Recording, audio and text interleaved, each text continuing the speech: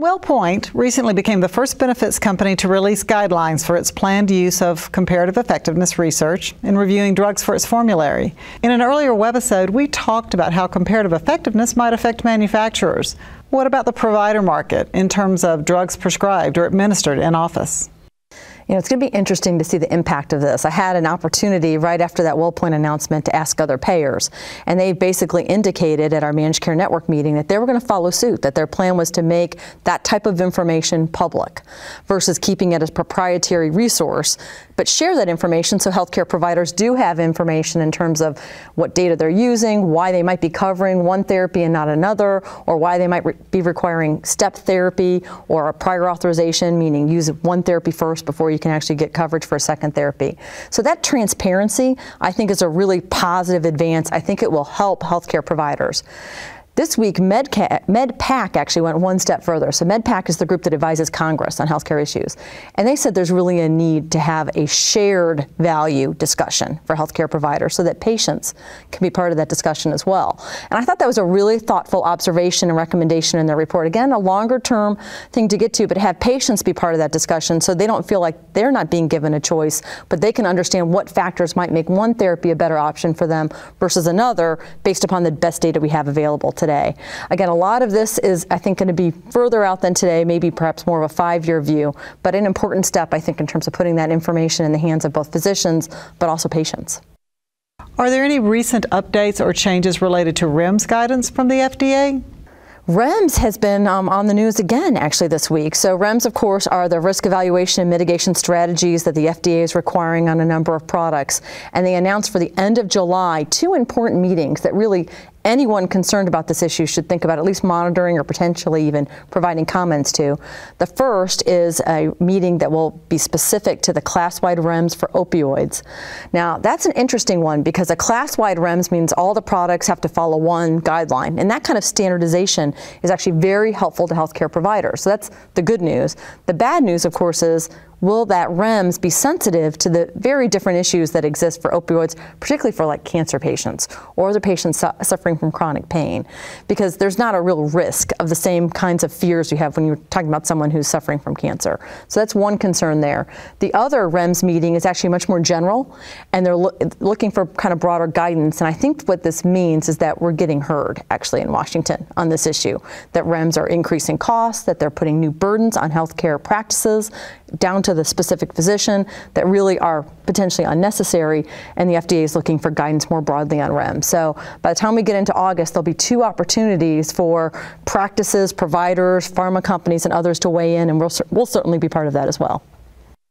So the U.S. government has taken an active role in encouraging technology adoption in physician practices with a Medicare e-prescribing incentive through 2013. This incentive overlaps with a penalty for practices who don't e-prescribe beginning in 2012. Have these incentives spurred on technology adoption as much as the government had hoped, or not? Tough to know if it's as much as the government had hoped because they're very wise in not putting any expectations out there. It's made a difference in terms of the discussion, and we have certainly seen practices moving towards e-prescribing. But it's hard to get the benefit of e-prescribing unless you can also afford a full EMR, EHR strategy. That's obviously much more difficult than just e-prescribing alone. But we've been urging practices to certainly look at e-prescribing. A 2% bonus is very significant for a practice. 2% on all your Medicare can be, $50,000 for an average practice. So it's material and certainly a good step into e-prescribing. So we've been very supportive of it overall. Probably isn't exactly where all of us hoped at this point, given how close we are to the sticks that are coming on this issue. And I think that creates some urgency in terms of looking at all the technologies that a practice really should have available to them. So what barriers continue to stand in the way of technology adoption, particularly for those smaller practices? And what policy-driven accommodations are being made in recognition of those barriers? Well, that may be the opportunity, is some policy initiatives that helps to standardize and help inform practices. There are so many options right now, not just for e-prescribing, but for electronic health records, that I think it's perplexing for your average small practice. And, we obviously believe in that small physician practice. We know that's where healthcare is done. That's where we all are served on a day-to-day basis to a very large extent. But those practices need help with understanding what tools make sense. And the bevy of options right now, I think, are very challenging. I think the government created more more resources in terms of some best-in-class, perhaps additional funding to support some specific technologies, they might be able to help fuel this further and more quickly, and the government has an incentive to do that. So hopefully they'll look at that. Of course, the reason they probably haven't at this point is the budget. I mean, the budget is this ongoing crisis that is, creating a pull, for some of the things that we know long-term would save money, but from a CBO, Congressional Budget Office perspective, investments in technology are not considered as cost savers. They're considered as costs at this juncture, and that's a real challenge. Peyton, can you give us an overview of the current state of 340B as it relates to oncology practices, and what potential changes can we watch for? Right, 340B has been a big buzzword. So the one-sentence version of what 340B is 340B was an initiative created to support indigent patients in the outpatient setting, and manufacturers provided kind of best price type pricing, to oversimplify the term, to institutions that qualified, and to qualify you had to serve a certain number of indigent patients. So it was oriented towards indigent patients. But we have found is that it's actually being utilized for the entire practice. So that's different than I think what the intent is, but consistent with the law currently. So that's created a challenge where there's a short-term incentive, I think, for practices, or at least hospitals and other 340B entities, to look to grow right now and take advantage of that. But I'm skeptical whether or not this will continue. 340B has grown well beyond anyone expected. I think it's now becoming fairly well known that it's being abused. So I think we're going to see this re-examined. In fact, we've seen some teasers towards that just in the past couple weeks. There was a proposed 340B inpatient program that was very different in how it was described. It was very limited in terms of only being utilized for eligible entities just to that indigent patient. And if you think of a post-healthcare reform environment, that's a very small number of patients that would actually qualify. I'm actually one who probably thinks we're going to see changes in that in the future just because of the scale of 340B. But it'll be an important one to watch, very important to practitioners. And, I'm just of the mindset of utilizing, a short-term type policy to your advantage can be dangerous. So anyone considering that should be very careful. What opportunities exist for practices given all these changes in reimbursement and coverage?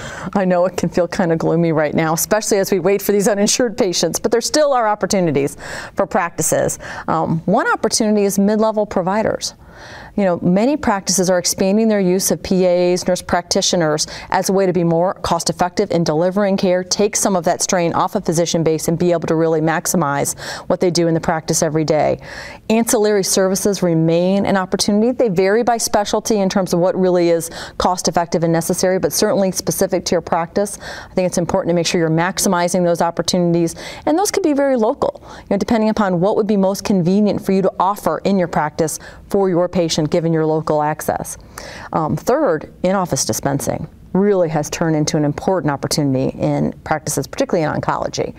So if you know that you're actually working with a number of oral or self-administered injectable products, that could be a real convenience for patients to be able to have that part of their care in the office setting and have that dispensed there. And especially for Medicare patients, where Part D you can utilize any pharmacy, there are some real advantages to having that all be one trip and not require a senior to make an additional trip back and forth to the pharmacy and back and forth to the physician.